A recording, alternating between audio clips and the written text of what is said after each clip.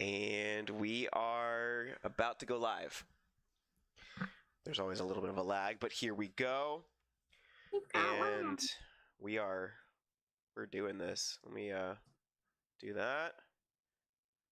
I had my my thing set up where I was showing all of that. Oh wow, that's crazy. It's looking at the lag here.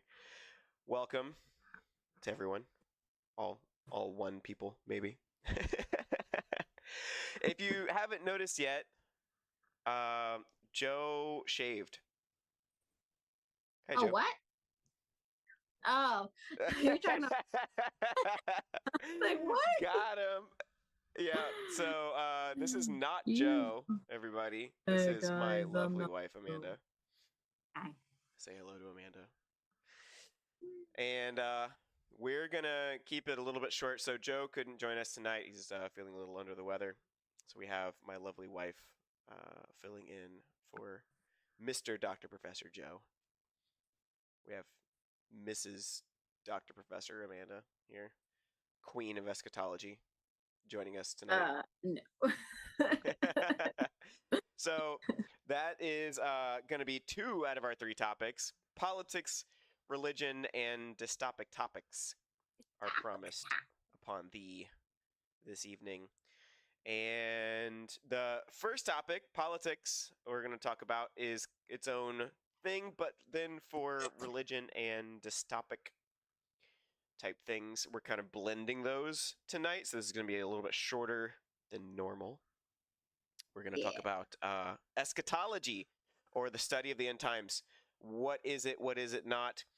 We might also do a follow-up on this, just because it's kind of a popular thing to talk about.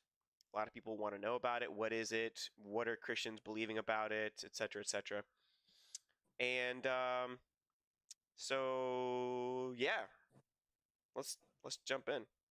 First of all, anything that you want to share with the audience about who you are and why you're better than Joe? No, I'm just kidding. I'm not. Yeah. You have less facial hair. I don't know. We kind of got the facial hair thing. Maybe you can just kind of like tape your hair across your face. Yeah. Yeah, there we go. Yeah. That's one of the requirements for being on the show, is to have a beard. Oh. So I forgot to tell you that. It was supposed to be in the memo, but I left it out. So it's all right. You just made this awkward. Yeah, that was part of the requirement. Sorry. But next time, So get working on that. Get some Miracle Grow out or something. Don't have a beard. I am a woman. So. You sure? Yeah. Are you a biology major? Yes, and gender studies and poli-sci. Just kidding. All those things are terrible. Whoa, strong opinions coming from this one tonight. You're going to be lowering our ESG scores, okay? I need you to calm down. My ESG score is like -70, I'm pretty sure. So that's it's fine. Not possible. Mm-hmm. Actually, funny thing about like the internet and algorithms and all the things that are following us against our will. I guess it's not against our will, because when we sign up for things, we say, okay. Anyways, rabbit trails. The rabbit trails run in the family. You're welcome. So I told my best friend Kenzie tonight that I think the internet thinks I'm really old. Well, not really old, but like older than I am, because I keep getting ads and things from like YouTube and Pinterest, like how to dress for over 50 or how to do your makeup for over 50. And I'm like, do I really research things that? That's funny. They're all my topics that old. I'm an octogenarian. Yeah. I married an older woman, apparently. I guess so.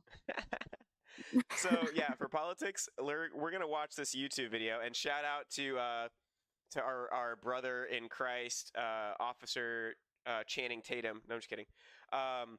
but he seems like a pretty solid guy. I don't know him personally, but we've seen some of his stuff. He seems like he's a true believer. So I'm gonna call him my brother. I And like his video.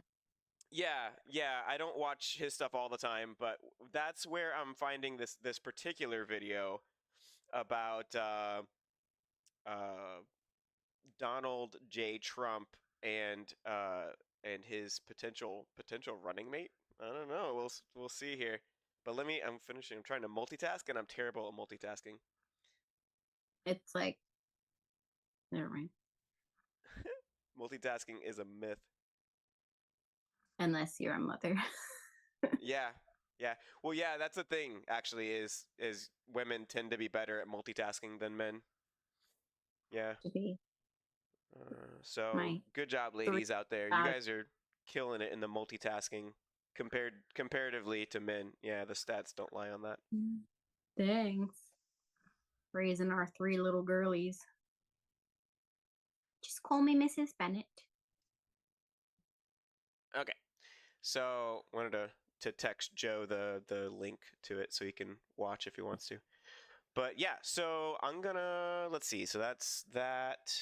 We'll bring up this and do that. Get that going, and then over here, share screen. Boom. Let's see, share sound so that you can hear it, obviously. And it says optimize for video clip. I don't remember that option being there, so I'm just gonna ignore it. Here we go. So let me know when you can see that, Amandar. Yep. Okay.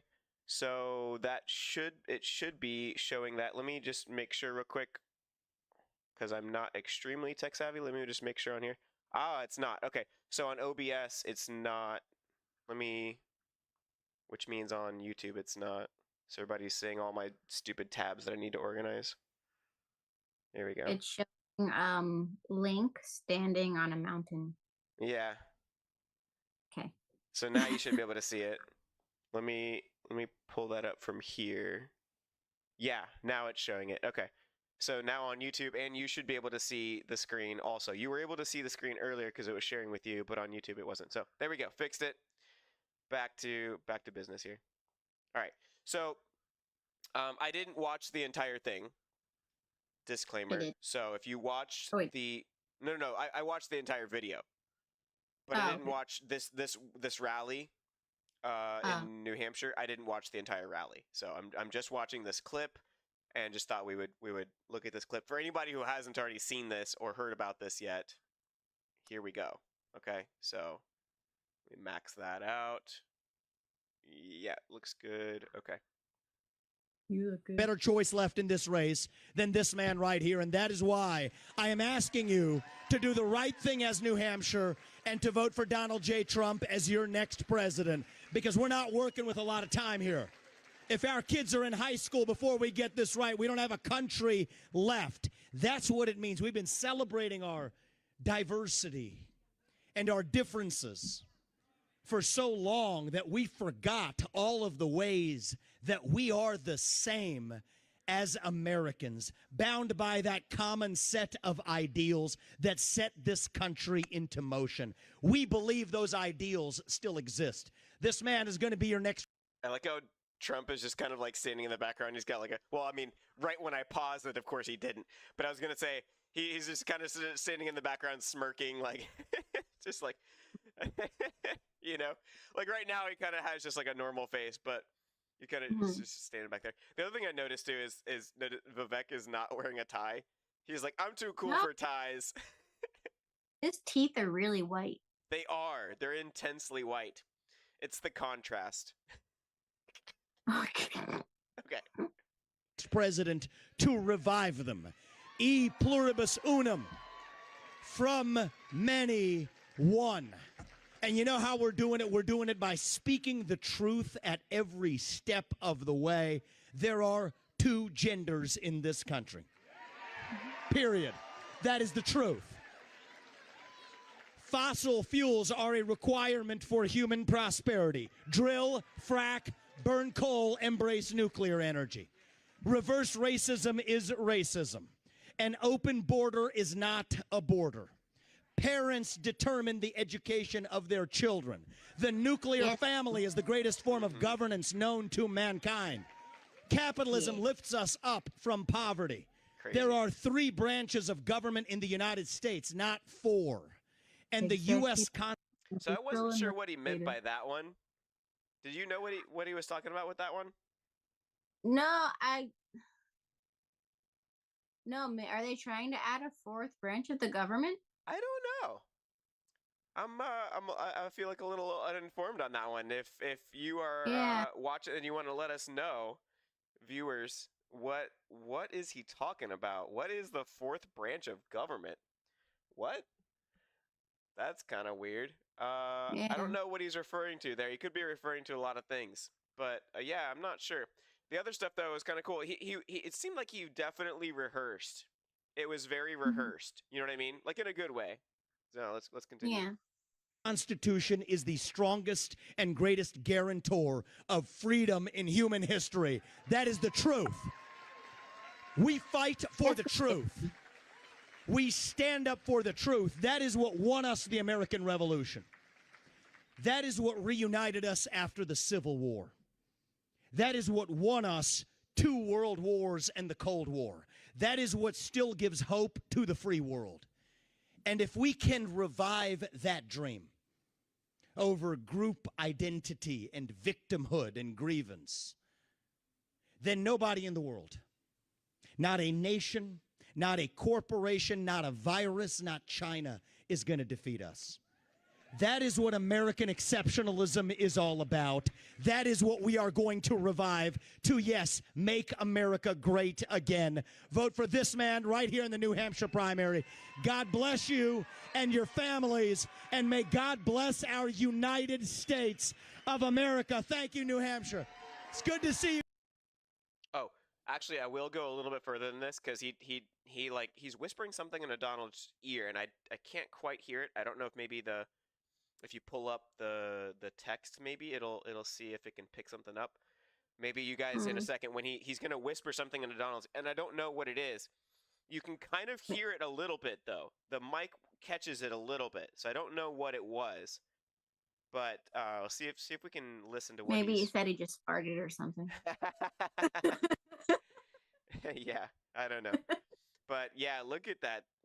Those are some very white teeth. I mean, they're almost as white as his shirt. Whoa, they are. Yeah, they are. How do I whiten my teeth like that? Yeah. Give me the products. Yeah, he's probably using some really expensive teeth whitening products. Yeah. But yeah, I mean that's, you're a billionaire, you can afford that kind of stuff. Also, I noticed. Yeah. Let me move this over a little bit. Note his hair.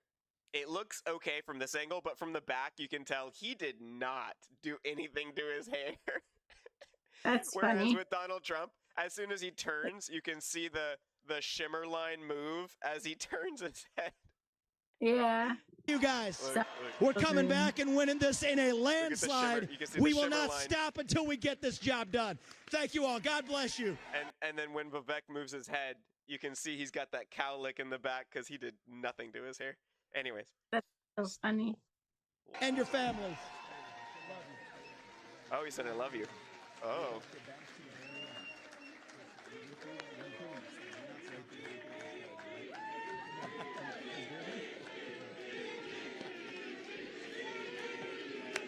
I almost thought I heard Donald Trump say stop.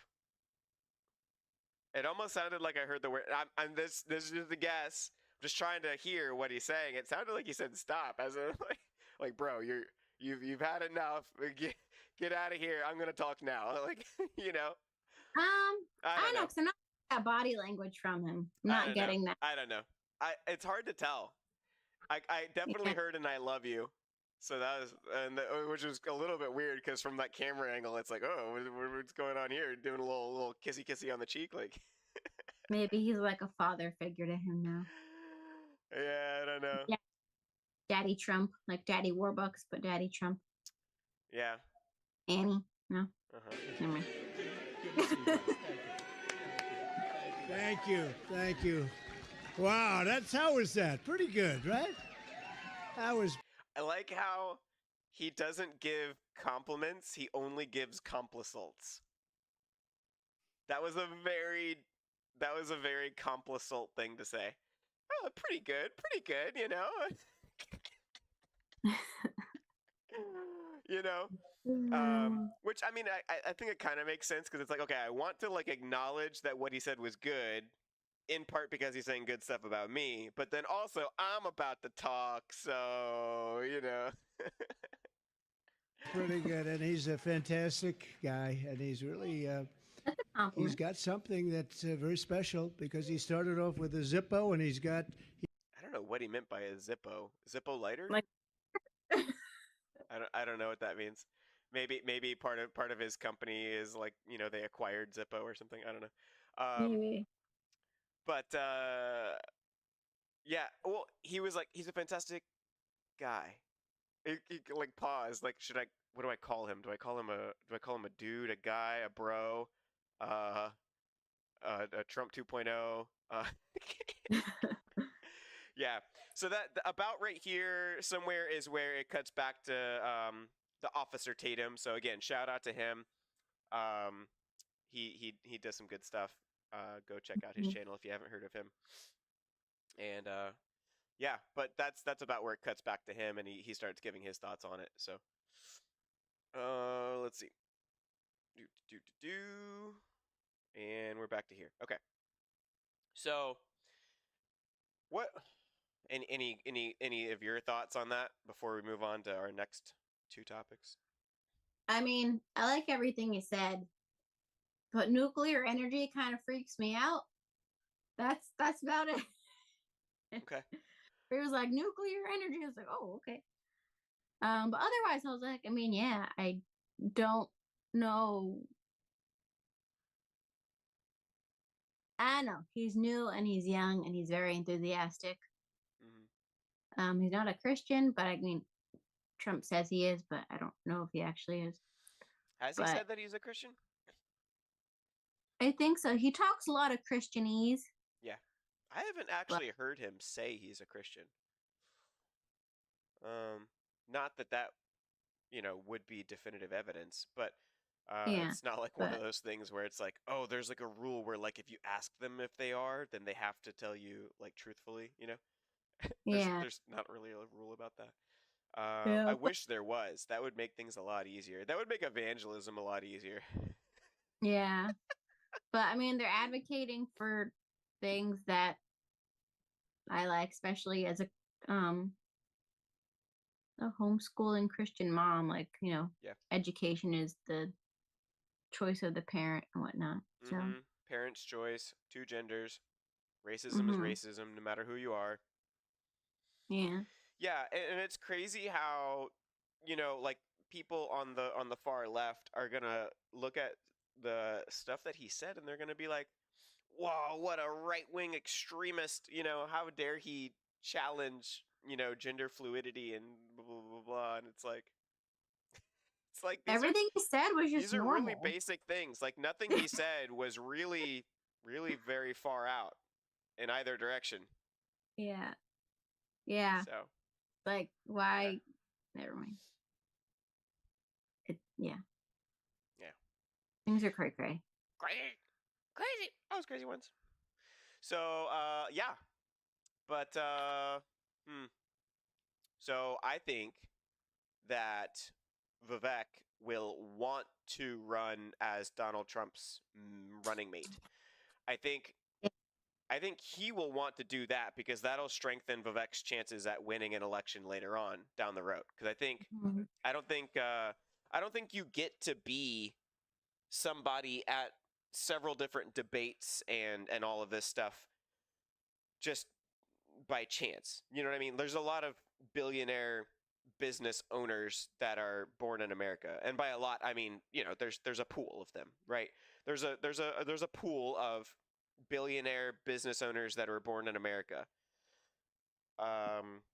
If one of them wanted to run for president, though, there's still a lot that goes into that. I mean, it's not like, oh, billionaire business owner born in America over, what is it? Is it 35 or 45? I forgot. I Whatever think the it's age.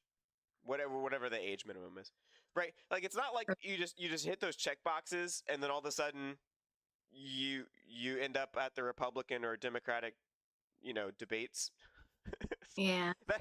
He didn't get there by accident. He put a lot of work to get where he got so far, and even though he dropped out, I don't think he's gonna stop because he's I don't know how much time exactly he's got invested in this, but I mean he's got to have had over 100 hours of his personal time invested in this, not to mention his team, because he's got a team, and however many invested hours his team has is a lot as well.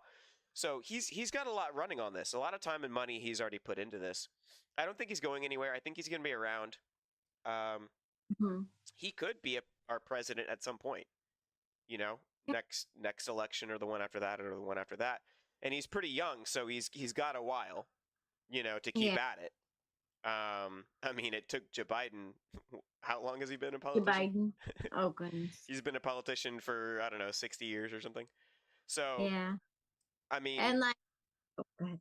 no, I'm just saying, like, it took him that long to get the vote, Mhm. to be president. So it could take Vivek a while, but I think if he runs as the VP, that'll definitely give him a good chance. So I think that's something that he wants to do. I don't know if Trump Yeah. wants to do that now, but he could agree to that later on, and then we'll find out. Yeah. I think they'd make a good running pair. Hmm Have a very enthusiastic White House. um. And it would still meet a certain ESG quota, right? Because he's Oh, he's going to be the first Indian American, right? oh yeah. But He'll be the I first. don't Yeah, he'll be the first. ESG scores. All right, that's going important. up. That's important. Mhm. Got to get those ESG scores. Yeah. Yeah. And I know it's kind of morbid, but like everyone was saying, like, oh, like if Joe Biden were to end up like, because he's really old, hmm like dying, hmm then Kamala would take over, and that was like a nightmare. Like I don't want her taking over. hmm But like Trump is really old. But if something were to happen to him, I'd be like, okay, well, Vivek's, he's aight. Yeah. He's like. He's aight, and he's Yeah. young. Yeah. If you were Joe, you'd be singing his praises right now. Joe loves Vivek Ramaswamy. Yeah, Loves him. He's grown on me a little bit, but yeah, I me just too. he has kind of like he gets a little sprayed roachy sometimes, a little too sprayed roachy for my taste. I like Yeah, people that have a more calm, uh, studied demeanor. Like mhm. I'm gonna kill your argument against me with facts and logic, and I'll do it at such a high level that you won't even realize that you've just been destroyed. You know what I mean? Kind of like Mhm. how Ryan Reynolds plays with people's minds. He'll say stuff and people are like, "Wait, what?" And they don't get that he's operating at like 5 levels of sarcasm ahead of what their brain is capable of keeping up with. Yeah, Like he's so that's the kind of president that really does it for me, you know. So if we yeah. could have that kind of president at some point, that would be cool. But Like Matt Walsh. like who? Matt Walsh. Yeah, Matt Walsh kind of does that. Yeah, Matt Walsh Yeah, for president. I wouldn't mind. He's got a good I enough would vote beard. for him. He's got a good enough beard to be a Absolutely. president. Yeah, yeah. Yeah, I would absolutely vote for Matt Walsh. He'd have to meet a beard quota. You'd have to at least have the ability to grow a beard in order to be president of the United States. That should be a new Doesn't he have requirement. a beard? Who? Matt Walsh. Yeah. Oh, okay. So, I'm anyways, we'll wrap up. We'll wrap up our politics for that segment there. But yeah, I approve of a Trump Ramaswamy. Yeah. Yeah, it's I heard somebody saying like it's too much of the same thing, but I don't think they're that much alike. Ramaswamy No. is not exactly like Trump. People are saying Trump 2.0. I don't think he's exactly. I think they have more in common than other politicians do. To them, in a lot of ways, they're both business owners, not really politicians. Although Trump is a politician, he's been the president. That's a Hmm. political office. He's a politician. Yeah. you know. But I think that the things that they hold in common are not detrimental necessarily. Like that the fact that they're both not career politicians, I don't know that that's necessarily a detriment. It could be, but I don't know if that's a necessary detriment. So I think that could be fairly complementary to have them both, in the White House. I don't think they would be so much alike that you wouldn't gain all the advantages of a complementary skill set. So I think it'll be good. yeah, I approve. I approve of the ship. Mhm. So for our next and last topic, we're combining end times prophecy. We're gonna cover end times prophecy. Just the basics for tonight. I think we'll have a follow-up episode where perhaps the four of us, myself and JoJo for show, and the wifeys will join us and have a more in-depth talk, because this is something that a lot of people are talking about. People want to know what's going on. People are like, wait, so like what should we be looking for? Are these signs that people are saying are signs? Are they actually signs? Do these signs even matter? What kinds of things are people talking about that are just total nonsense within Mhm. within the sphere of Christianity? And what kinds of things maybe seem like nonsense to some people, but are within Christianity, as long as you're trying to individually, if this person is reading through the scriptures and they come to these conclusions based on the reading of the scripture, and they believe these things in earnest based on the Mhm. fact that scripture is inerrant, and it has it's the sufficiency, the inerrancy, etc., of the scriptures. Yeah. As long as somebody comes to these conclusions. But yeah, so the topics of religion and dystopia are going to be combined into one And tonight. for what? Into one. A And we'll be tool talking come about on. the four. There's kind of three, but there's a significant subset of one of the positions. Yeah. So really, there's three, and I'm saying that also as a philosophical trichotomist, because I like to think of things in groups of threes. However, I'm going to immediately go against what I just said about myself and start off with a precursor to the three main groups and the large subset of the third group, by saying, okay, so before we even get into this, and we're really only going to be touching I mean, you can really dive deep into each of these positions, but before we even come into this, there's kind of this view of like, okay, well, should we think that Christ is going to come back any moment? Like, here he is. He's there. Like, he's just any second, any millisecond, he could just pop. And then whatever your stance is at that point, things happen or have already happened leading up to this or whatever. Do we think that Christ could do that? Or do we think that certain things do need to happen first Mm. before Christ comes back? And I think Yeah. that's a really important precursor to the positions, because the positions are influenced by this, but also you can kind of view your position differently based on kind of how you think about this. And my thought is it's both. Coming back to me being a trichotomist, I really think it's both. We do need to live our lives as if Christ could come back any second. Mhm. There's a lot of scriptures that talk about. Oh. You good? You're propped up on a pillow. Yeah. So I was making sure the echo went away. Okay. So the the fact that Christ could come any second, I think we need to live our lives as if that were true. And it could be true.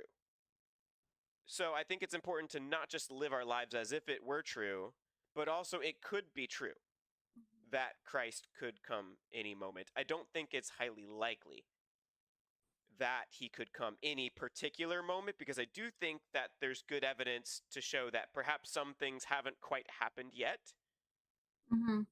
before Christ comes back. Yeah. But I do think we need to live in both of these positions. Any thoughts? Mm-hmm. Yeah. I do think some of the things that need to happen are close to happening. But yeah. Yeah. Yeah. So What? so it is, I think it's important. I think it's important. Some people are really on one side or the other. I think Mm-hmm. there's good on both with both of these positions. But I think ultimately, and also the other thing too is shout out to, because where I'm getting my source material for this surface level conversation here is from this book. So shout out to my reference here, Systematic Theology by Wayne Grudem. Highly recommend it. It is a big book. It's this sucker is not a thin book, but it's not a book that you like read like you would a novel. It's more of a reference.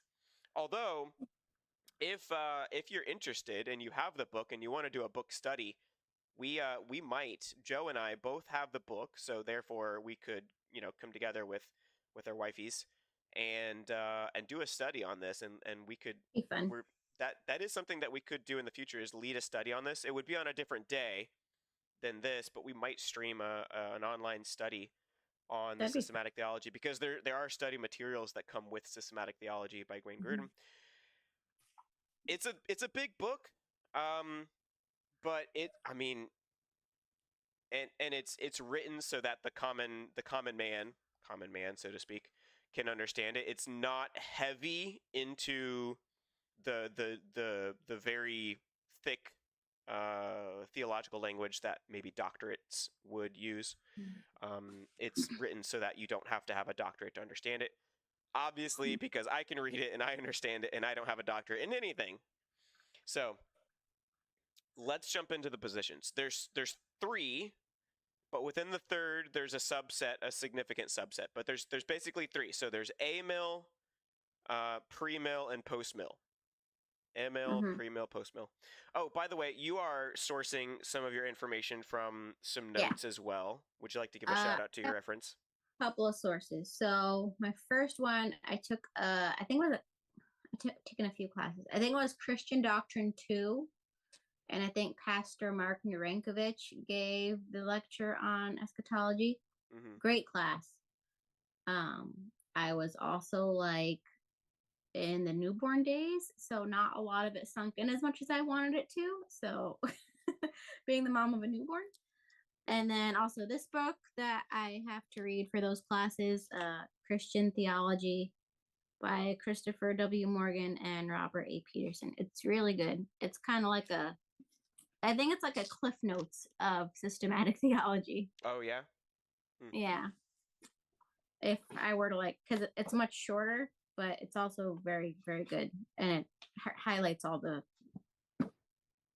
important doodads. Yeah, doodads.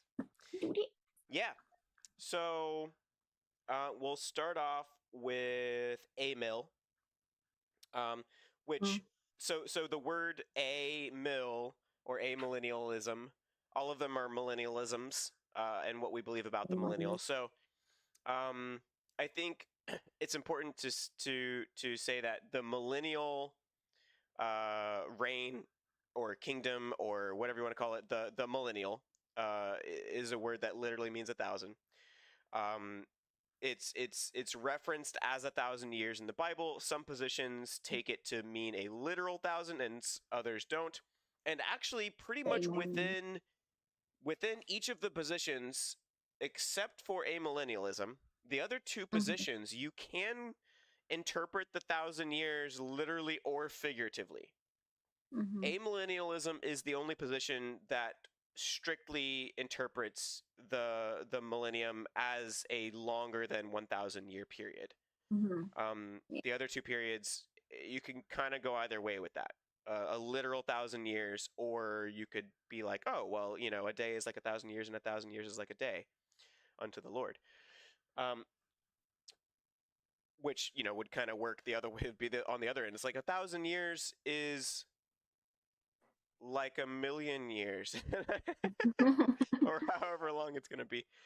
But the word amillennialism, or amil, as I'll probably always call it, post haste here, post with, it comes from the same kind of thing when you do, let's say, you know, when you call yourself an atheist, right? So a theist is somebody who believes in God. An atheist is somebody who does not believe in God. It's slightly misleading because the word amillennialism, or amil, it kind of almost denotes that there's just no millennial at all. And that's a little bit misleading, actually, about the title, because it's more like the age we're in now is the millennial. The church age is the millennial age. It's just the amount of time that we've been living in now since Christ ascended up until when Christ will, you know, descend.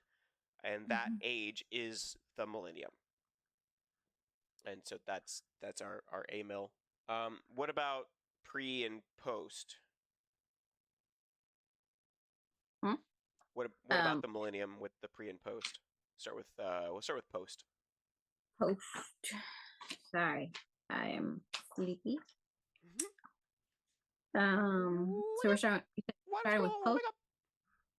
What? You said we're starting with post? Yeah, well, I mean, I just did amil. Funny, so like, what do they believe about the millennium? I believe post believes that sorry, I'm trying to find the page in here so I don't sound like a moron. I can take post if you want to take pre. I can do it. Do what? Yeah, pre is the one that has the subset. Yeah. Here it is. They believe that. What are we doing? Oh, post millennials. You're doing post. Okay. Sorry. Sorry, post millennials. We're talking about you.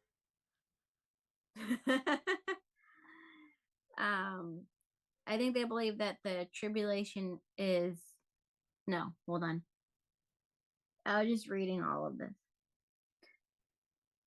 The tribulation, I think, comes after the tribulation. I really need to read more of this before I actually talk about it. 'Cause I'm exhausted. So from the book here, he has a nice illustration. Again, highly recommend the book. We don't get a sponsorship for anything yet, but I do highly recommend it. It's one of my favorite books. I haven't read the thing from cover to cover. Again, it's more like a reference, so I haven't read the whole thing, but I do reference it occasionally, and I think it's a good reference. So, post mill. We're talking about at first it will kind of seem like a mill, because with what they believe, the church age is not equal to the millennium. However, part of the church age is the millennium. So at whatever time Christ comes, so let's say Christ appears tomorrow, January 21st, 2024. Woo! Well, then that will have meant that 1,000 years ago, in 1024, January 2021, or sorry, January 21st of 1024 AD, Anno Domini, in the year of our Lord, that the millennium would have started. So typically post mills, and it could be interpreted as an age that's non-specific to 1,000. But typically with post mills, they tend to be a little bit more literal. That within the church age, there's a literal 1,000 years, and it's literally the 1,000 years of now the church age leading up to Christ's return. So part of the church age is the millennium versus amillennials say, okay, all of the church age is the millennium, like now, whether Christ comes back within 1,000 years from now or not. Right now is the millennium, whereas let's say Jesus doesn't come back until the year 4000 AD. Well, then we would not be in the millennium right now, not yet, not until AD 3000 would we be in the millennial, in the millennium here. So, Yeah. what is that? What is going on?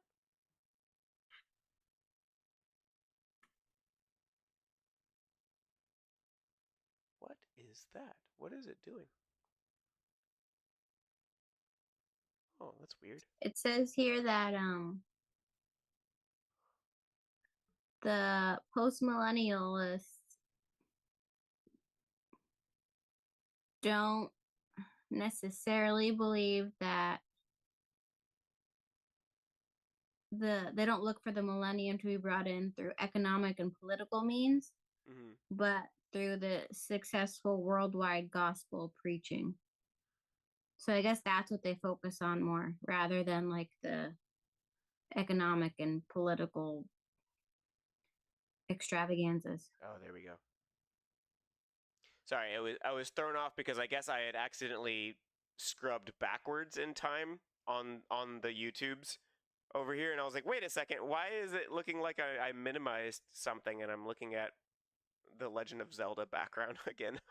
But I guess I had scrubbed backwards. Okay, so I think the audience heard. I did not hear you though. I apologize. I'm terrible. One more time. So from my readings, it looks like it's saying that post-millennialists look for the millennium to be brought in.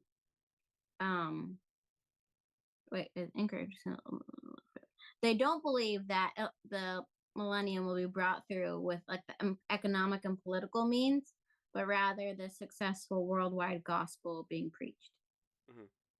So they focus more on the gospel being spread around the world than like the thing. Yeah. Poop going down. Another thing that I thought was interesting is between pre and post mill. This is something that I had never really thought of before until I was really looking at the reference material that I'm looking at here. But with let me go back to post here. So with post, one of the things, let's see if I can find it. According to this view, the progress of the gospel and the growth of the church will gradually increase so that a larger and larger proportion of the world's population will be Christians. As a result, there will be significant Christian influences on society. Society will more and more function according to God's standards, and gradually a, quote, millennial age, end quote, of peace and righteousness will occur on the earth. This, quote, millennium will last for a long period of time, not necessarily a literal 1,000 years. And finally, at the end of this period, Christ will return to the earth. Believers and unbelievers will be raised. The final judgment will occur.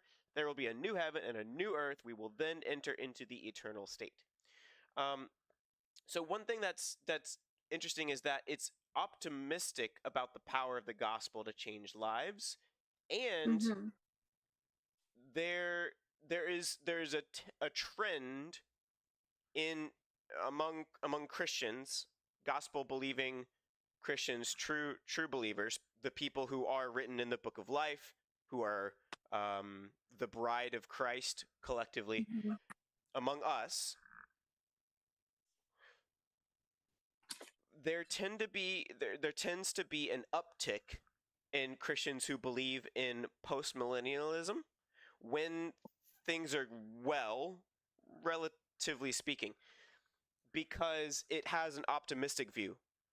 It's Yeah. like, oh, hey, we're trending towards good, and Mhm. eventually we're going to enter into this millennium of of fairly Yeah. goodness. Yeah. So You know, yeah. So I don't know what my stance is eschatologically at all. I But think you said that right. Great job. thank you. Um as of like right now looking at the world, I'm like, how could that happen? Like how are things gonna get better? But also seeing how less and less people, especially non-Christians, are not having kids, but Christians are having an abundance of children, and they're very intentionally raising their children to be Christians and like really sinking the gospel into them. Hmm. Like Yeah, I can exactly kind like that. of That's exactly how we do it to our children, is like this. I'm Italian. I talk with my hands. Um, I can see how that could occur. That's so I'm like, okay, like maybe, but I don't know what my stance is. So Okay. yeah, just Yeah. food for thought. And then there's premillennialism, or Mm, pre-mill. So pre-mill, post-mill, a-mill. Do you want to talk about which pre-mill? which pre-mill? Great question. So maybe I'll cover the first kind of pre-mill. There's classical premillennialism, Like and this is a historic? little different from the view that is a little more popular in more recent history. So in the last couple hundred years, this the version of millennialism that we'll cover last has gained popularity. And actually, the movie, what was it, Left Behind? Oh yeah, that's a good movie. They are not classical premillennials. They are the neo The premillennials. the dispensationalist. Hmm. Yeah. Okay, So so that's the you don't know camp that they're in. So if historic. you've ever seen the movie Left Behind, that's the camp that they're in.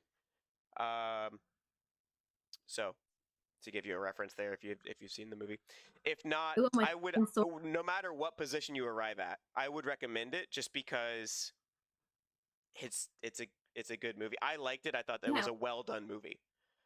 yeah. And just remember that I truly believe that all of these stances are within Christianity on a Mm-hmm. general level.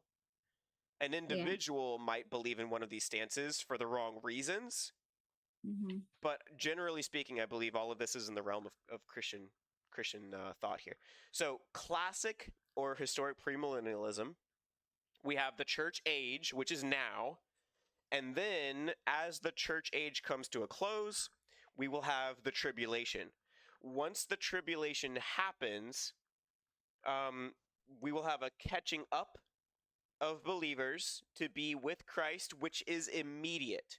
So believers are caught up with Christ immediately, and Christ comes down with believers.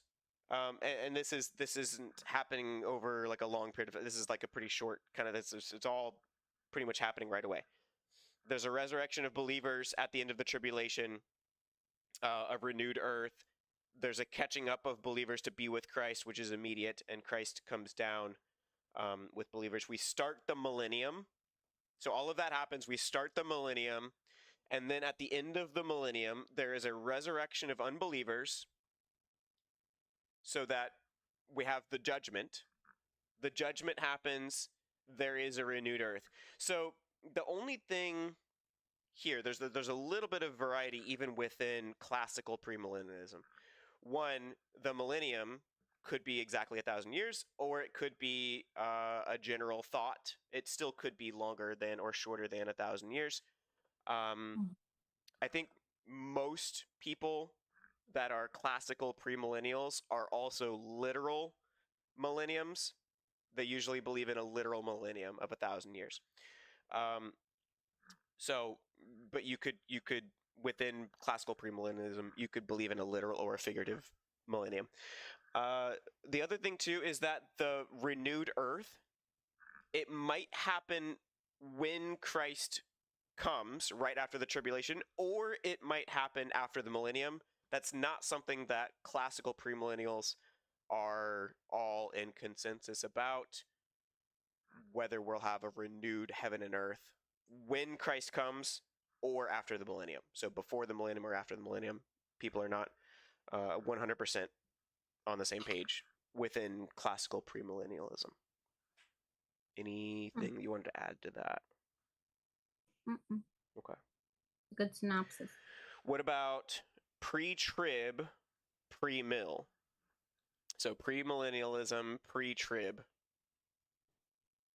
or what I like to call neo. This is the neo pre-mills. The dispensationalist Yeah. premillennials. Mhm. So that one, I'm just gonna read straight from the book because my brain is operating on 2 brain cells right now. What? You like looked at me for a second. You're like,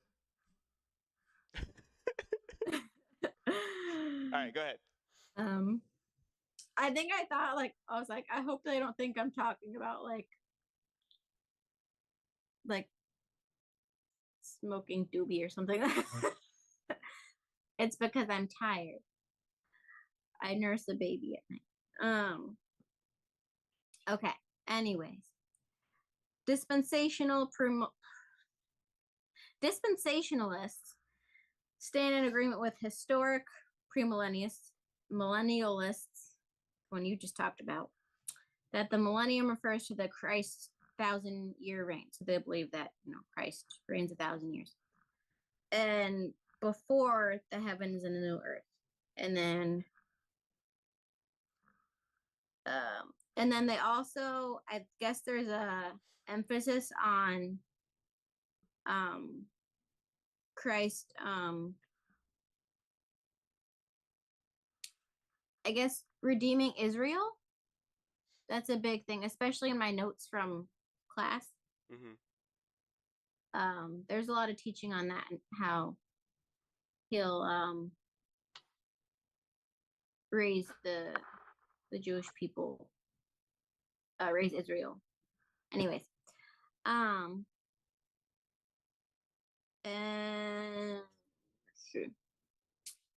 dispensational premillennialists agree with historic premillennialists that the binding of Satan means he'll be unable to deceive the nations during the future millennium.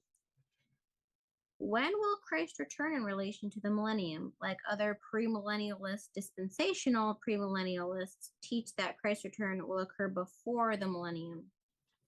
And then I guess what makes them different from the historical ones is that the second coming will come in 2 stages.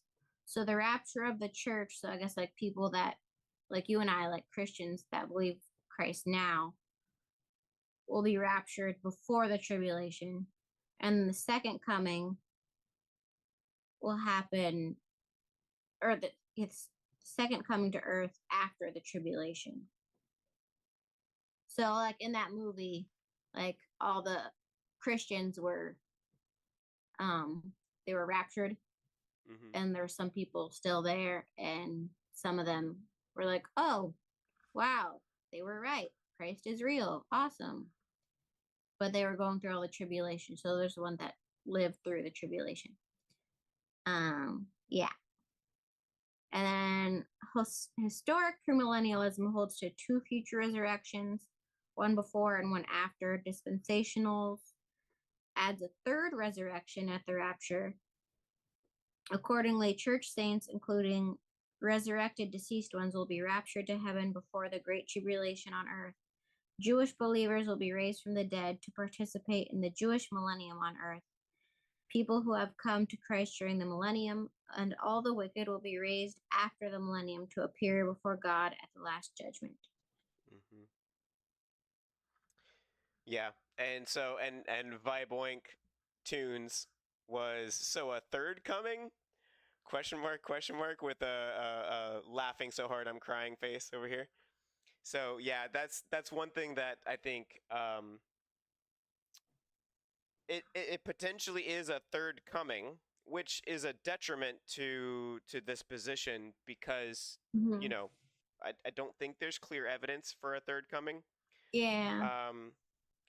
However, the reasoning here from this position is that the second coming is talking about a public second coming. The when Christ catches up, there's a catching up of believers to be with Christ.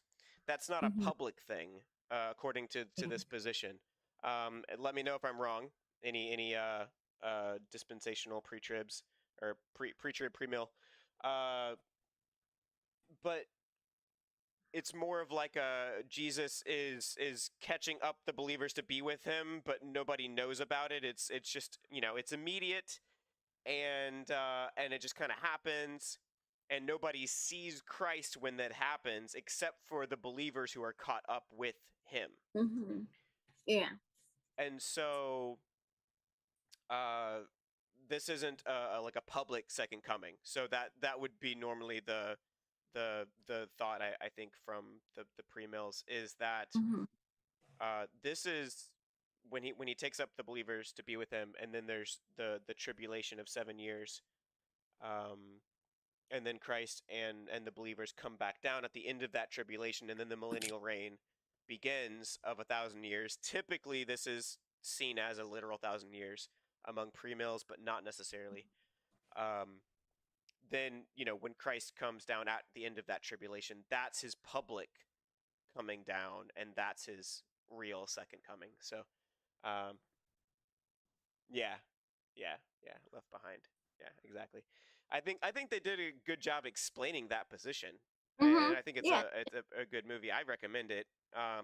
whether you believe in that position or not. So, um, yeah, and that pretty much covers just the surface of those Yeah. views. I mean, we haven't even gotten into okay, what do we do with all the signs of the second Yeah. coming, and what do the different positions believe in those signs? Mhm. How what are the signs? Because that I Mhm. think that's more of like what people are bickering about on the internet Yeah. is what are the signs? Who's the Antichrist? You Mhm. know, Mhm. who's that guy gonna be or girl? I don't know. Yeah. Who knows these days? Maybe it's a trans person who's the gonna Greta be the Thunberg. Antichrist. Um, but whatever that is, one, is this something that we should be talking about? The Antichrist. Is this something that matters? If it does, to what degree does it matter? Is there even an Antichrist? It depends on which position you're in, to what degree you believe in some of these things, like the signs and the Antichrist, and et Mhm. cetera, et cetera. So yeah, I think we'll take a deeper dive into this. And the other thing too to look forward to, all of you guys out there, is I want to look at the craziest things people are believing on the internet. So That would be. we're gonna do some research, some more research, and find out where the craziest people on the internet are Oh my goodness. who are believing in some stuff. I want to know what the crazy people on the internet are believing about what's going to happen in the end times. And this is not necessarily a Christian, but this will be maybe somebody who's like Christian-ish, because sometimes you have the most crazy positions are going to come from people who are like culturally Christian, but they're not really saved, and they're like, "Look, guys, this is how it's going to happen, okay?" Yeah. So I wanna have some fun with it as well next time, Mhm. and really look at like some of what are some crazy things, and also like what should you not be falling for as a Christian. So we just talked about the basic beliefs of where you can arrive at with end Mhm. times views within Christianity, but I think it's also important to talk about because what's not Christian, like the Mhm. stuff that you're hearing Yeah. out there. That's why I think it'll be fun, but also like, hey, if you're believing in something like that I think is crazy, but you maybe don't think it's crazy, let me show you why it's crazy and why you shouldn't be believing in it, because maybe there's a little bit of that happening too. So hopefully, if you have Yeah. any misconceptions or you've been following somebody that seems like they know what they're talking about on the internet, we'll call out some of Yeah. the crazy people next time. Yeah. I think also another idea that we could do is we could actually read Revelation 20, whether this one or next one, That's a good because idea. that's the one that goes over the 1,000 years. So we can go straight to the context. Yeah. And maybe like read the chapter before and after too, just because, context. Hmm. But and kind of really dig deep into it. Or if you don't know that that's where they talk about all of these things, that's where you go, Revelation 20. For anyone that might not have known it. Yeah, not all of it, but a good chunk is found in Revelation 20. Yeah. Yeah.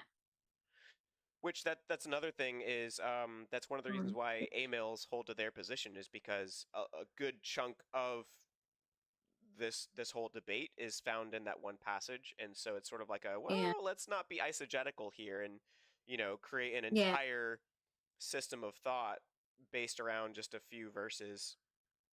Yeah. Where we don't find anything like that specifically in other places in the Bible. Yeah. That's all I was saying. Like maybe read like Revelation 21 and maybe Revelation 19 as well. So we're getting not just getting that, some more context. Yeah. I think that's a good point. So to wrap this show up, whether you believe in any of these 3-ish views or not yet, the fact is Christ will be coming back. That is something that's held by all of these stances. Christ is coming back. There will be either a millennium that has happened, already, or is happening, or is going to happen, and there will be a judgment. That is within all of these stances. That is just biblical. Just any cursory reading of the scriptures, and you would come to that conclusion. That is Christianity. Christ will come again. There will be a judgment. And if that's scary to you, maybe it is, and it should be for anyone who isn't a believer. Like I said before, I think it's important that we live our lives as if Christ is coming back at any point, maybe perhaps in the blink of an eye.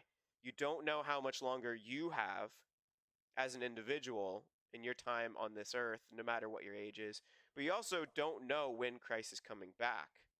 That is something that is biblical. Anybody who says they know when Christ is coming back is not, that's not a biblical stance. Okay, it says man shall not know the day or the hour. Okay, and people try to say, oh, well, it says day and hour, so that means we can know month and year. No, that's not what it means. That's not a biblical position. Man shall not know the day or the hour means mankind, so it doesn't mean woman. It means mankind, and we shall not know the day or the hour, meaning we don't know when. Period. That's biblical. To believe that we can know about what time he should come back, I don't believe is biblical. Now, can we speculate? Yes. Can we have some fun speculating on when he might come back? Yeah, I think that's fine. But to tell everybody else, hey, he's not going to come back until around this time, within this span of years, because of this and this and this, no. Definitely not. So getting back to my point, we don't know.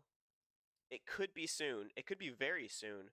You don't know how much time you have left. If the judgment of Christ bothers you, it shouldn't if you're a believer, and it should if you're not. However, salvation is a gift. You don't buy it. I'm not a Christian because I appear to know things about the scriptures. I'm not a Christian because behind me I've got books on, eschatology and the king and his beauty back here, a dictionary of the Bible, another dictionary of the Bible, a Bible commentary, etc., etc. And I'm not saying this to toot my own horn. I haven't read most of those books. They're largely reference books back there, like immediately behind my head. But that's not part of your salvation. Christ takes the filthy of all kinds. I'm filthy without Christ. Amanda, you're filthy apart from Christ. I'm Joe is gross. filthy without Christ. His lovely wife Anna, filthy apart from Christ. Everyone's filthy apart from Christ. Only in Christ can you have your filthiness removed. But it's a free gift. So people are without excuse. There's no quota to meet. You don't have your good outweighing your bad.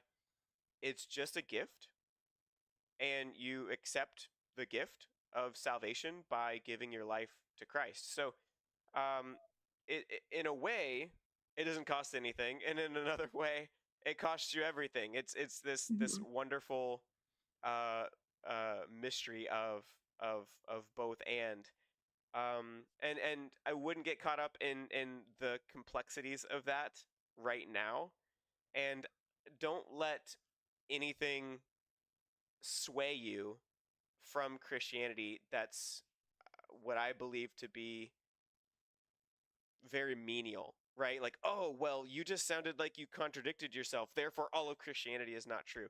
Like, okay, if that's really what you're going to try to believe, um then what's happening right now is you're trying to explain it away so that way you can enjoy your sinful life. And ultimately sin leads to death in this life and in the next, because basically the way sin works is it gives you an immediate satisfaction of some kind, followed Mhm. by lasting and long standing bad results. I wouldn't say every sin is exactly like that, but typically speaking, that's how sin works. So you can think about that in a lot of different ways. I mean, drinking, right? Like, oh, you have a great night partying and drinking, and what happens the next morning? You have a crazy hangover. And how long does that last? Much longer than the time you were enjoying yourself drinking. And if you Mhm. got drunk enough, you don't remember any of it anyways. Um, so is it worth it? Nah. I don't know. You tell me. So the point is, sin is sin. Don't keep enjoying sin. It's tempting.